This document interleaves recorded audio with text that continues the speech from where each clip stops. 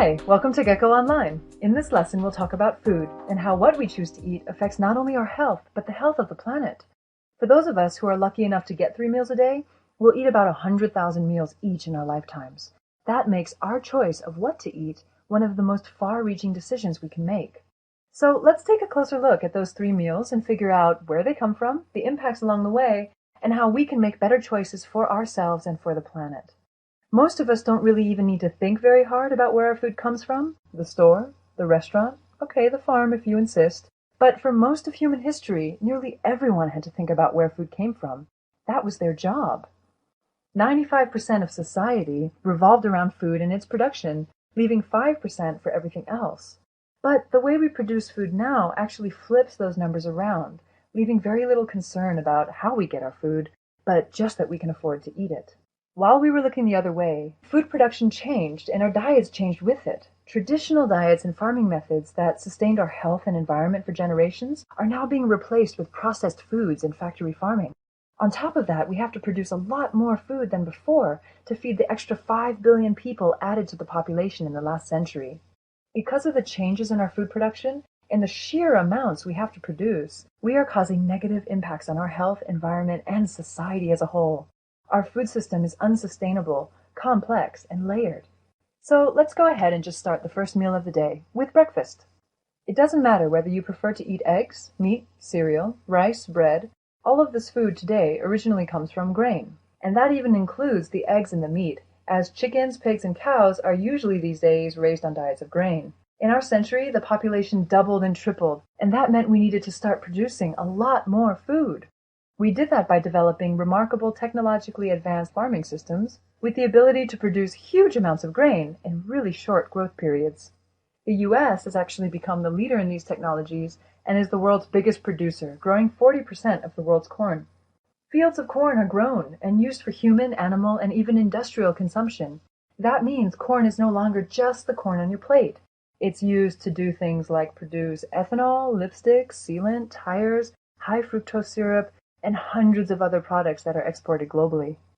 Due to all the fertilizers and pesticides to make the corn grow, we're actually killing all the tiny microorganisms needed to keep the soil healthy. And this is a system that is now being adopted in fast-developing nations like China and India.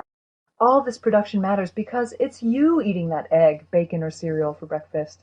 You, the consumer, eats food grown in poor soil.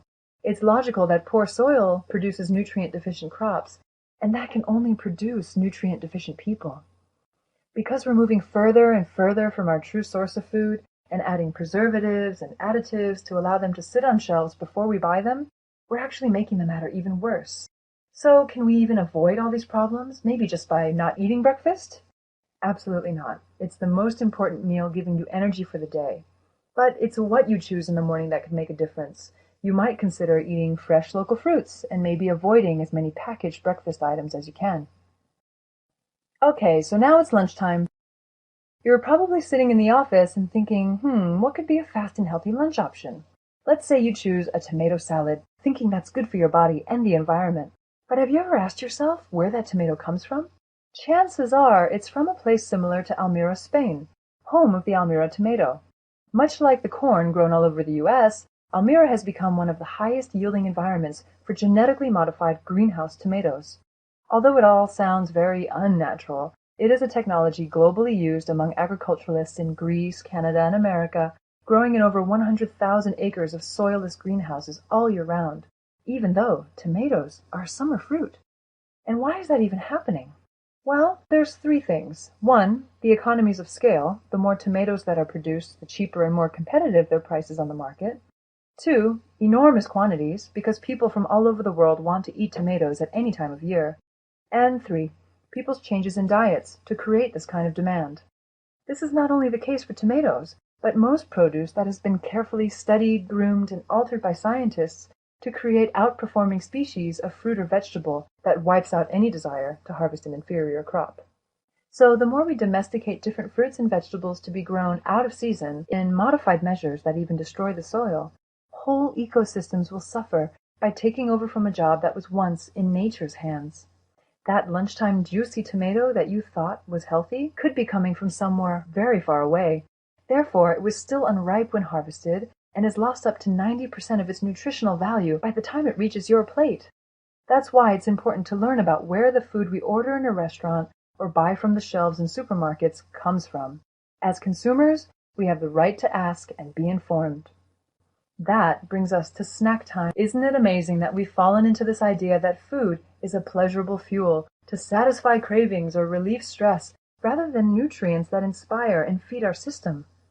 Things like French fries, small sugary milk chocolates, ice cream, candies, these are all great as we know, but they have about a zero nutritional value. Yet we've seen fast food chains and packaged good companies owning more territory globally than most former historical empires. They even have the proclamation of billions and billions served. Food is now marketed based on its alluring value towards satisfying emotional needs and new occasions to eat something that your body doesn't really need. In fact, the top food companies are supporting the development of food substances that look better, are produced faster, but give us consumers very little nutritional value. Pay attention to your next visit to the grocery store. All those colorful variants of the same food, packaged differently, even if they're labeled with things like low-carb, healthy, fat-free, or natural, they're there to seduce your cravings rather than feed you with nutritional goodness as whole foods do. We as a consumer have the responsibility towards our bodies and our health to learn more about the food we put into our systems rather than settle for convenience or image. To counter the fast food movement, Carlo Petrini started the slow food movement in 1986, promoting good, clean, fair food for all. He protested outside the Vatican against the way fast food was infringing upon the very fabric of Italian society. And today it's becoming a global movement from places like San Francisco to Shanghai. Another movement was started by famous chef Jamie Oliver in the UK. He used media attention to draw interest to food issues. In 2004, motivated by the poor state of school meals in the UK, Jamie actually went back to school with the aim of educating and motivating the community to enjoy cooking and eating healthy, nutritious lunches, rather than the processed foods they were used to.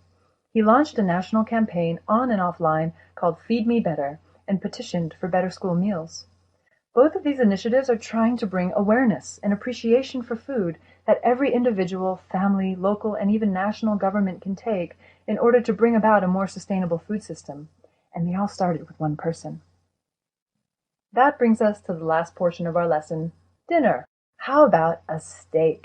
Did you know that meat consumption worldwide has increased almost 3 times in the last 50 years? The average U.S. citizen now consumes over 100 kilos of meat per year. In China, the change in a traditionally vegetable-based diet is even more dramatic. The average person 30 years ago only ate 16 kilos of meat per year. Today, that number has more than tripled. We used to assume that the more meat we ate, the healthier and stronger our bodies would be. But is this really true? The best evidence we have actually comes from the China study. For 20 years, they tracked people's eating habits and their health, looking for the connection between the two. They found that people who ate more meat were far more likely to suffer from heart disease, diabetes, and cancer than people who ate mostly plants.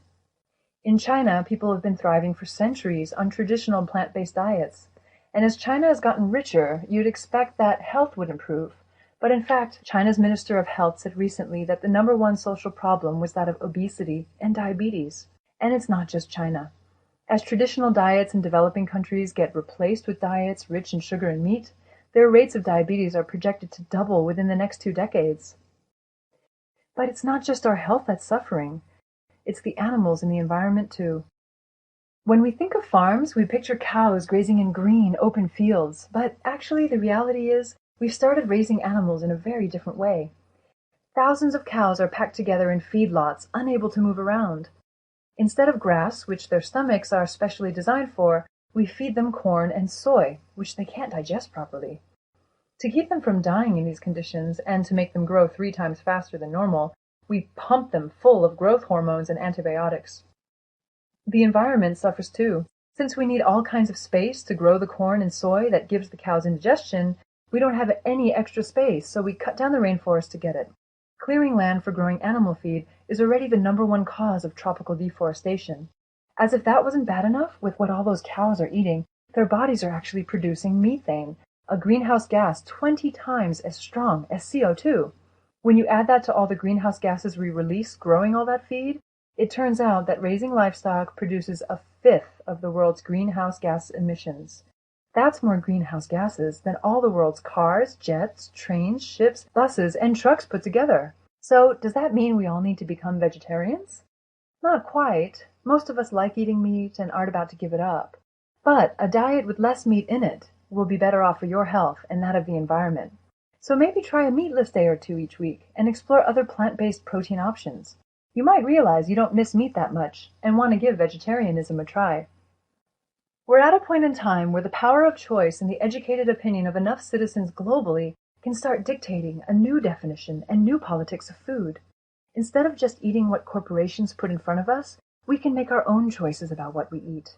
And there's a power in our choices, on how that food is made, where it comes from, and how it's produced.